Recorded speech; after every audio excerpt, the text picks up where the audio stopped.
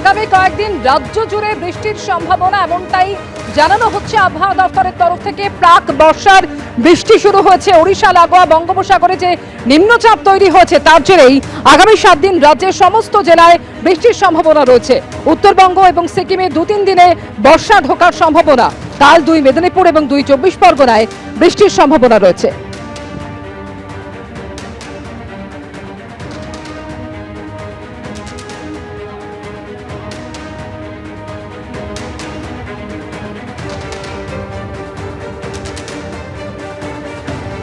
দক্ষিণবঙ্গের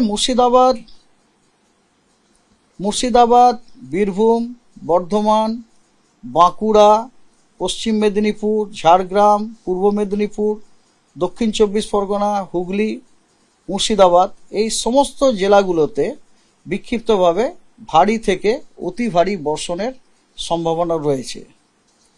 আর ঝাড়গ্রাম, 2 মেদিনীপুর, হুগলি, হাওড়া, তারপর আপনার কলকাতা এবং দক্ষিণ চব্বিশ পরগনা, উত্তর চব্বিশ পরগনা এই জেলাগুলোতে থান্ডারস্টর্ম উইথ লাইটনিং এবং তার সাথে গাস্টি উইন্ড 40 থেকে 50 কিলোমিটার পার আওয়ার অথবা 30 থেকে 40 কিলোমিটার পার আওয়ার হওয়ার সম্ভাবনা রয়েছে। উত্তরবঙ্গের আপনার যে ওপরের যে 5টা জেলা আছে তার মধ্যে দার্জিলিং, জলপাইগুড়ি, আলিপুরদুয়ার এই 3টি জেলাতে scattered heavy to very heavy rain with isolated extremely heavy rainfall যেটা কিনা more than 20 সেন্টিমিটার হওয়ার সম্ভাবনা আছে। কোন কোন জেলা? দার্জিলিং, জলপাইগুড়ি, আলিপুরদুয়ার। আপনারা জানেন কালীগঞ্জ বিধানসভা উপনির্বাচন হতে চলেছে এবং সেই উপনির্বাচনে ইতিমধ্যেই তৃণমূল প্রার্থী ঘোষণা করেছে। আলিয়া আহমেদ, তার নাম আলিফা আহমেদ, কালীগঞ্জ বিধানসভা উপনির্বাচনের তৃণমূল প্রার্থী। প্রয়াত তৃণমূল বিধায়ক নাসির উদ্দিন আহমেদের মেয়ে আলিফা আহমেদ। 19শে জুন নদিয়ার কালীগঞ্জ বিধানসভা কেন্দ্রে উপনির্বাচন, 23শে জুন ফল ঘোষণা। তৃণমূল বিধায়ক নাসির উদ্দিন আহমেদের মৃত্যুতে উপনির্বাচন হবে কালীগঞ্জ বিধানসভায়। বাবার জেতা আসনে মেয়ে আলিফাকেই প্রার্থী করলো তৃণমূল।